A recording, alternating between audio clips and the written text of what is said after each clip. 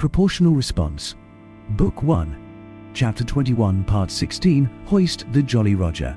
First Mate Jago Hoofer let her feathers flutter a little in amusement at the snarl which came over the comm in response to her demand that the exultant merchant heave to and prepare to the boarded. When the line then abruptly cut off, she just looked at her captain and shrugged. He shrugged in response, but gave her a feral grin as he sat forward and prepared to give orders. Then the sensor officer spoke up. "Sir, they are powering down their singularity.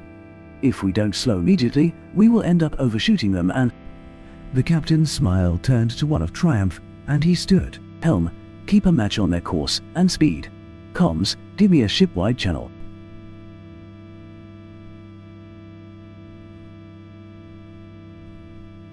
"Attention, everyone.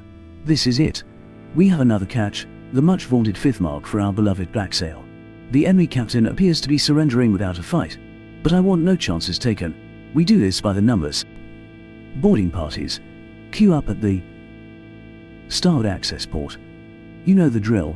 Make me proud, and make us all some money." A small, amused cheer went up through the ship as everyone scrambled to their duties. Jago had her hands full coordinating the 3 fire teams. As first officer, she had the job of overseeing the boarding action. She'd wanted to actually go in on them, but had been overruled on that score. That's why the captain had hired a team of mercs. After all, she brought up the schematics of the enemy ship, cross-linked it with everything she could get from sensors, and relayed that to the computers in her fire-team's armor. She studied the distribution for a few moments and felt the corners of her mouth turn down. "Sensors, could you see if you can clean these readings up a bit? There can't possibly be that many crew aboard the ship, and in the cargo hold of all places." The man didn't have a chance to respond before Helm started calling out docking procedures. And you don't interrupt Helm during docking unless what you have to say is directly about docking. Once the ships docked, the captain ordered the other ship to open their airlock. Both doors, then sent the first combat team through. Jago watched their movements on sensors and tried to watch their cams, but they moved too fast and she couldn't get a clear picture of the action. The sounds coming back told the story in a way though. The very quiet story of her fighters moving quickly through the enemy ship without resistance nor anyone standing in their way. The first team reached the bridge in moments, and she finally got a clear picture as they all stopped and lowered their weapons. The exultant bridge crew all stood a step away from their stations, faced the incoming troops, and kept their hands slightly out to their sides with their palms towards her people. The captain had an expression on his face that she did not like, but couldn't pinpoint the reason why. The exultant identified the human leader and spoke in a calm, easy voice. "I will thank you not to point those weapons of yours at my crew, human. We have offered you no resistance and do not plan to. Your letter of marque says that you are allowed to fire upon my people and my ship only if we put up resistance, and we have not, nor will we. Just so you know, I have also locked out the controls of this ship. Even I will not be able to restart the engines in less than 15 hours. You already know I have been in contact with the Republic military. They have assured me they will have ships here in 5 hours at most. So, you have the advantage of me and my people. For now, you have 5 hours to load whatever you wish from my ship onto that vermin-infested garbage scow you call a ship, and leave. In the interest of getting you human filth off my ship as quickly as possible, a complete manifest is on that tablet next to you. I think you will find we carry more than you can hold." The man then grinned, and for some reason that grin raised the feathers on the back of Jago's neck. "You should note that we will be forced to return to our port of origin, well away from the border of Republic space where we were taking this cargo. So, I suggest you choose what you take, wisely." Jago turned her eyes down to her personal display and began flipping through the feeds from her other fire teams. She also hit the buttons to tell them to be alert for a possible trap. Something did not add up here. The tech on Team 1 started sending over the merchant ship's manifest, so she shunted the feed to the captain's console and went back to scanning the video from the other 2 teams. Part of her started to relax at the obviously submissive stance of the exultant crew. Then, Team 3 moved into the merchant's cargo hold, and she nearly jumped out of her chair at what she saw. At the same moment, the captain swore, punched his display screen, and did jump out of his chair. Two almost incongruous thoughts ran through her head. He knows. They must have been on the manifest. And at least that means I don't have to tell him. She didn't know what to do, so she simply threw the feed from Team 3 up on the screen. The second of the ship's 3 cargo holds had been filled, to the point that they only had space to stand, with sapients from at least a dozen different species. This explains all the anomalous life signs I saw on the ship. Everyone on the bridge stood there with their beaks mouths. Damn it, woman, they have mouths, not beaks, hanging open, staring at the screen. The people in the cargo hold looked haggard beyond measure, with sunken cheeks and hollow stares.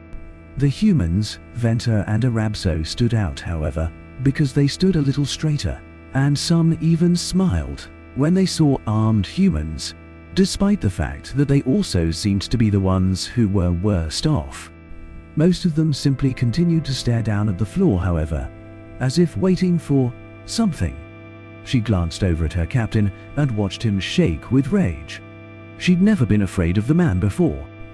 She still didn't feel afraid of him per se, but some part of her hindbrain recognized a creature capable of snapping her in half, standing on the edge of a blind fury.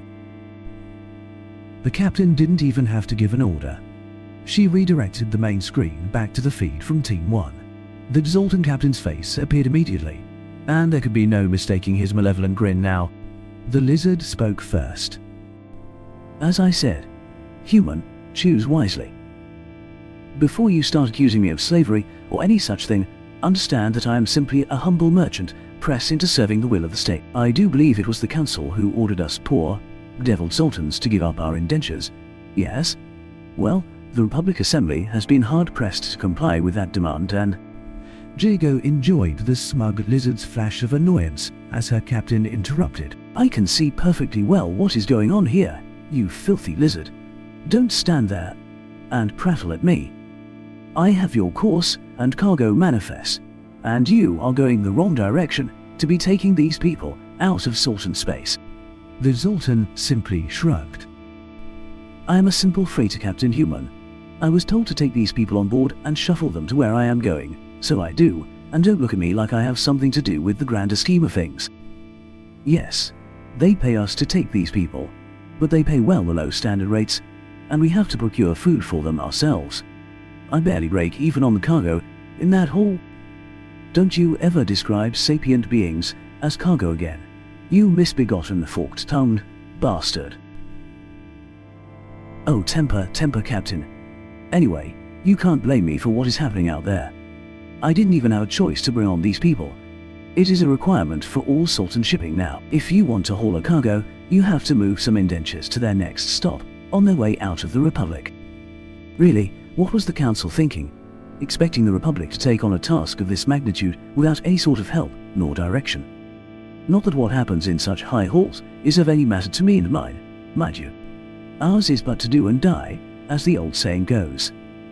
Anyway, as I said, you have a choice to make in terms of what you wish to carry from this vessel, Captain. You can take these people from my cargo hold, and I will be just as happy to be rid of them, I assure you, and the food they will need to get them to a safe place. Or you can rob me of my valuable cargo and leave these wretches in my hold. The Zoltan gave an exaggerated sigh and shook his head with mock resignation. Trouble with that option, of course, is that the Republic doesn't pay enough for these indentures to even cover their fuel, much less the food I have to feed them, and you know perfectly well how thin the margins are for a ship like this. If you take my valuable cargo and leave me with these worthless wretches, I am afraid I'm going to have to withhold the rest of their food until I can make it to the nearest port. You see, I have enough money in my ship's accounts to buy food for the next load of indentures I will have to haul, or fuel, but not both. So, the leeches in my cargo hold will have to just hold their bellies so that I have food to give my next guests in my holds. With that, the Zoltan captain gave up all pretense of subservience, leaned against a nearby console, concentrated on picking at his claws for a moment, and finally looked up at the camera. So, what is it going to be, human? Call your little trip a bust and take these fools off my hands, run out of here empty, or leave these wretches to their fate. I mean, it isn't that far to the nearest port, and most should probably survive after all. So you have a decision to make, human, but you have a little time. It should only take your crew 2 or 3 hours to load all of our cargo, or indentures and their food over to your hulls. That gives you an hour or two to make up your mind, does it not? The smug captain gave another wicked grin to the camera, then went back to picking at his claws. Hoofer sat back and seethed while her captain paced. This privateering thing hadn't worked out as well as the stories might have you believe. Oh sure, they'd had a couple of major hauls, but for every ship they found carrying precious materials or rare computer chips, they hit several full of foodstuffs or other bulk goods that barely covered the cost of the ordnance they had to expend, making the ships stop. So sure, they'd shown a profit, but the tales of swimming in treasure seemed a bit overrated. This merchant though, they'd seen the published cargo manifest. Those holds carried a veritable fortune in rare goods and precious stones, enough to make up for dozens of barely breaking even hits. Hell, probably enough to finance their operations for the entire duration of this war, and maybe have some leftover besides. I'd wondered why they surrendered so easily.